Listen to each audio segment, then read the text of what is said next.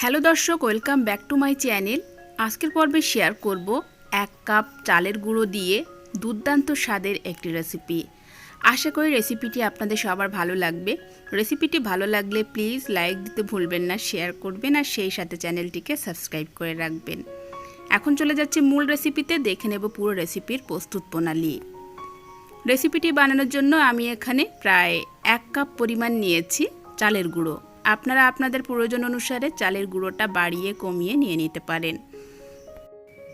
এবার এই চালের গুঁড়োটাকে আমি কাই বানিয়ে নেব। তার জন্য এখানে একটা কড়াইয়ে 1 কাপ পরিমাণ পানি দিয়েছি, সামান্য একটু লবণ দিয়ে নিলাম আর সেই সাথে একটু দিয়ে দিচ্ছি চিনি। এবার পানিটাকে ভালো করে ফুটিয়ে নেব। পানিটা এভাবে ভালো করে ফুটে উঠলে এখন দিয়ে দেব চালের গুঁড়ো, দিয়ে ভালো করে নাড়াচাড়া করে নেব।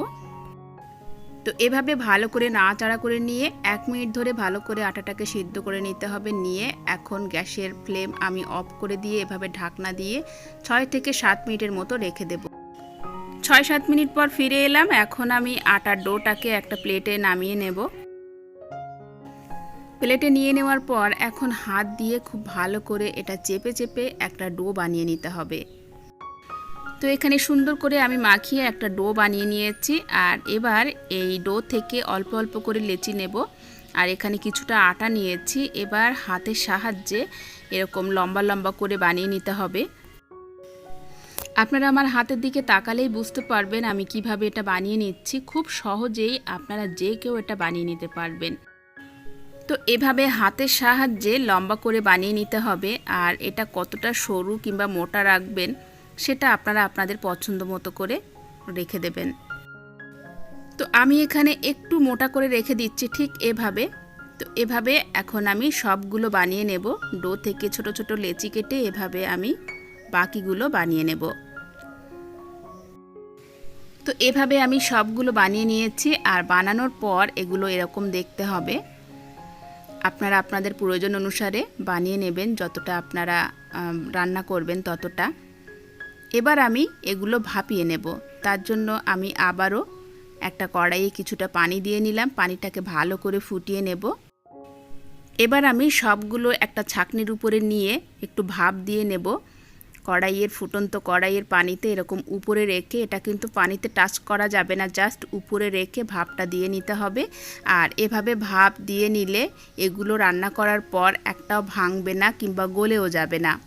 তো সেজন্য মোটামুটি 1 থেকে 1.5 মিনিট ধরে এটা ভাপ দিয়ে নিতে হবে।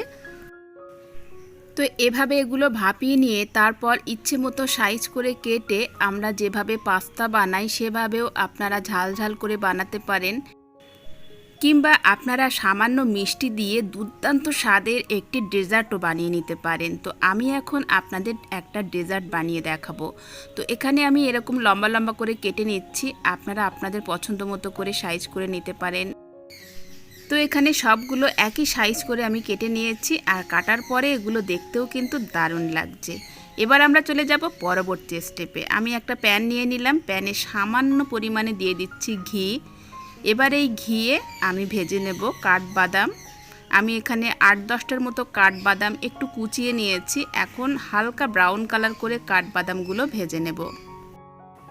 আর এই ডেজার্টে কিন্তু আপনারা আপনাদের পছন্দ মতো ড্রাই ফ্রুট এখানে অ্যাড করতে পারবেন। তো এখানে কাঠবাদামগুলো ভাজা হয়ে গেছে। এখন আমি এগুলো তুলে নেব।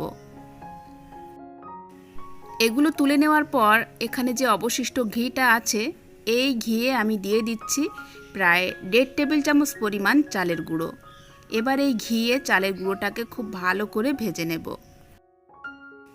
তো খুব ভালোভাবে আমি এটা ভেজে নিয়েছি। আর এরকম ব্রাউন কালার আসা পর্যন্তই এটা ভেজে নিতে হবে।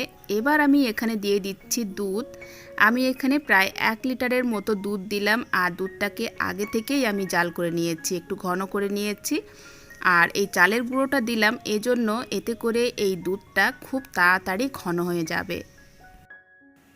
দুধটা দেওয়ার পর এখন অনবরত এটা নাড়াচাড়া করতে থাকবো, তা না হলে নিচে লেগে যাবে। দুধটাকে এখানে আমি 1-1.5 মিনিট ধরে খুব ভালো করে ফুটিয়ে নিয়েছি। আর এখন দিয়ে দিচ্ছি চিনি। আমি এখানে 1/2 কাপের একটু কম চিনি দিয়ে নিলাম। আপনারা যেরকম মিষ্টি খান সেই হিসাবে চিনিটা দিয়ে দেবেন। চিনির পরিবর্তে এখানে আপনারা গুড় ইউজ করতে পারেন। তো এখানে চিনিটা কিন্তু খুব ভালোভাবে গলে গেছে। চিনিটা গলে যাওয়ার পর এবার আমি আগে যে বানিয়ে রেখেছিলাম পিঠেগুলো, তো সেগুলো এখন দিয়ে দিচ্ছি।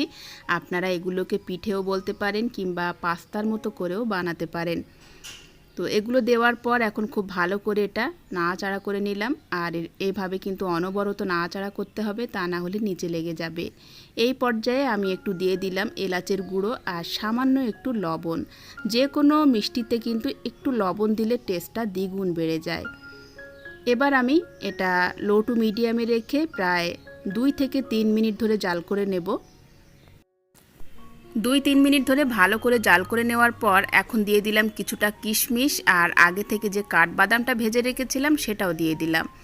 দিয়ে আবারও ভালো করে এটা একটু মিশিয়ে নিচ্ছি। আবারও বলছি, আপনারা ড্রাই ফ্রুটের পরিমাণটা আপনারা আপনাদের পছন্দ মতো দিয়ে দেবেন। যত বেশি ড্রাই ফ্রুট দেবেন ততই এটা খেতে অনেক টেস্টি হবে। তো এই পর্যায়ে আমি আবারও 1-1.5 মিনিট ধরে এভাবে নাড়াচাড়া করে নেব। আর একটু পাতলা অবস্থায় এটা নামিয়ে নেবেন, কারণ এটা নামানোর পরে কিন্তু আরও একটু ঘন হয়ে আসবে। তো এখানে পিঠেগুলো কিন্তু একদম তুলতুলে নরম হয়ে গেছে আর দুধটাও বেশ ঘন হয়ে গেছে। এই পর্যায়ে এখন আমি এটা নামিয়ে নেব। গরম গরম এটা পরিবেশন করব। তবে আপনারা চাইলে এটা ফ্রিজে রেখে খেলেও দুর্দান্ত লাগে।